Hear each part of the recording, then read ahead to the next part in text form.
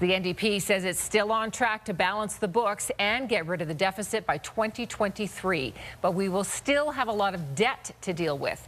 Here's the big picture. The deficit is $8.8 billion. That's lower than last year. But a lot of eyebrows are being raised at the projection for the debt. It's expected to hit $96 billion in 5 years. That's about double what it is right now. The numbers are based on an estimated oil price of $59 a barrel over the next year. Chris Epp is live at the legislature in Edmonton tonight. And Chris, this plan is contingent on a lot of things. Sure things, according to the government, but critics say these are far from safe bets and that the NDP is gambling with Alberta's future. The government says Alberta is crawling out of the worst recession in a generation.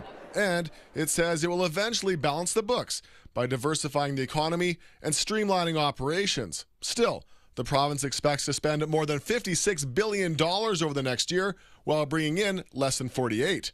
That makes for an $8.8 billion deficit next year. The finance minister says they'll chip away at that by freezing salaries and reducing hiring in the public sector, among other things. Our government is working for everyday people, and we are going to make sure every cent we are entrusted with goes to supporting the needs and priorities of Albertans. Salaries for school superintendents and university executives, they will be brought in line. Hospitality and travel costs, they will be kept way down. CC says 5 years from now, the budget will be balanced, but that's assuming the completion and operation of the Trans Mountain Pipeline. No sure thing, given the seemingly endless obstacles in the way. The pipelines will get built. They're federally approved. We are confident that TMX, Line 3 is under construction, and TMX will get built because it's in the national interest. This is a spectacular gamble on the part of the NDP. They're gambling with our future.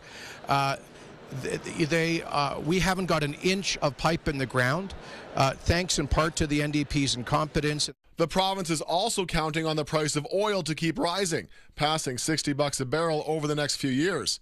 Also, by the time the province is projecting a balanced budget, it's also projecting a $96 billion debt.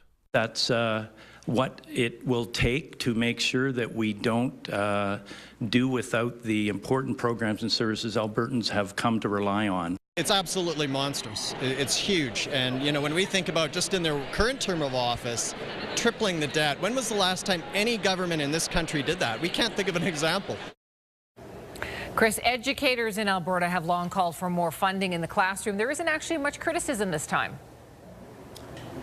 Tara, the Calgary Board of Education says it's actually encouraged by this budget. It says it's confident that there's enough money there to fund the estimated 2,000 new students that will be added to the education system next year. Also, college and university students, I'm sure, will like this. Tuition frozen for them. Again, that's 4 years in a row now that they haven't seen a spike. Also, more high-tech spots are also being added to post-secondary institutions across the province. Finally, first time ever, a line item in the budget is cannabis revenue from taxes on pot once that becomes legal to sell. They're expecting to bring in about $26 million from that. But keep in mind, the province has said several times that the output cost to build an infrastructure system to support legalized marijuana in Alberta will far outweigh any money we're bringing in. It'll be a few years before that really turns a profit for the province.